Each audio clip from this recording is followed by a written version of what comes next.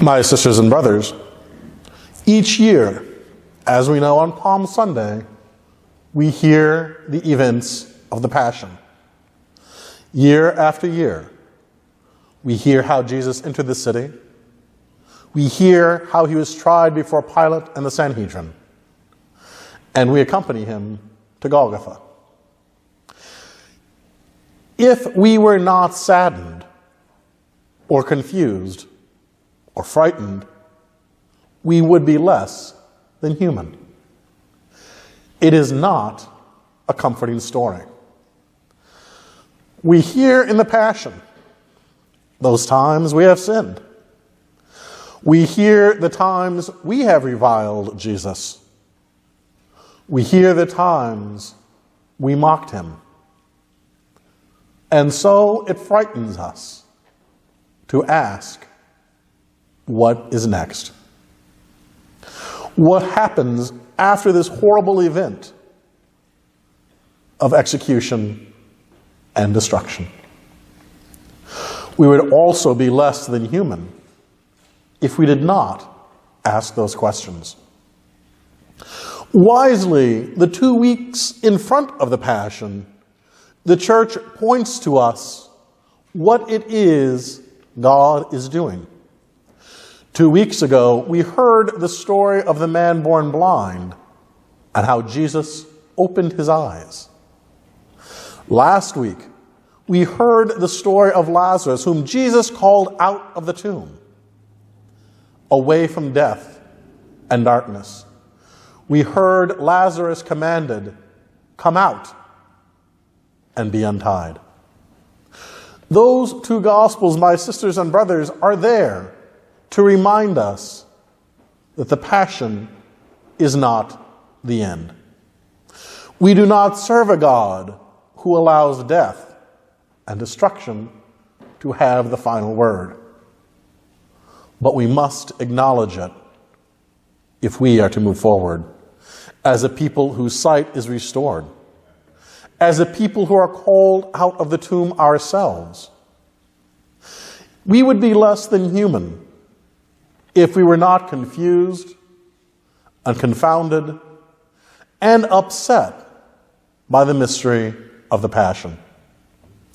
We ourselves can point to people we know who have endured horrific illnesses, terrible violence, who have suffered because of nature or communities, and sometimes even because of friends and family. We ourselves know the Passion is not so very distant from the lives of many. And so we also must confront the Passion each year. But we also know that it is not the end. In looking to the Passion and confronting its reality, we confront the Passion of Jesus in our own lives. We recognize the times we have been afraid. We recognize the times we were unfaithful or uncertain. We recognize the times when it was our voice that called out, "Crucify him, crucify him, crucify him." And yet, we know that it is not the end. God, in his wisdom, allows us to see deeply into the mystery of God, to see God confronting our sin and our need of forgiveness. And we know that it is not the end. We know this because we remember the man who was born blind was able to see. We know it is not the end because we remember Lazarus was restored to his family. Surely the God who did such great things is not yet done with Jesus or with us. But to arrive at Easter, to go to the empty tomb, means admitting what happened. We have to confront the reality of the Passion. We have to confront our sadness, our fear, our confusion. And the Passion reminds us it's okay to feel that way. It is okay to be afraid.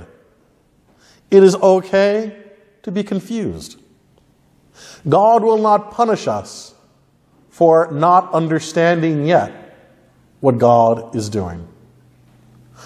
But God does ask us, hold on a little longer. I'm not done yet.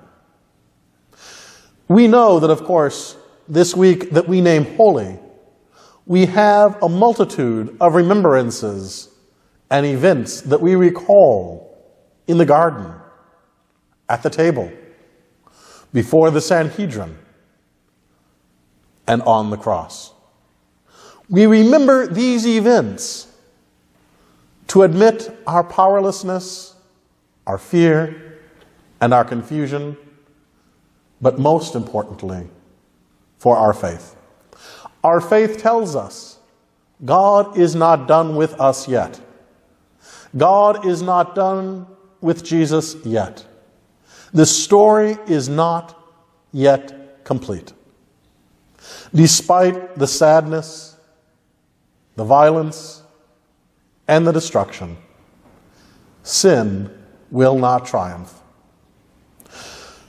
Matthew promises us that at the time of Jesus' death, already were coming forth from the tomb saints and entering the holy city. Signs to us that the God of life will never let death have the final word. The God of salvation does not will that those who have gone astray die in violence, but rather calls them back to hear once again of God's mercy.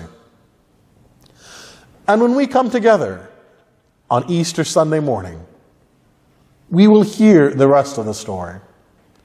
We will hear that the God who sent Jesus to save us from our sins raises him up again.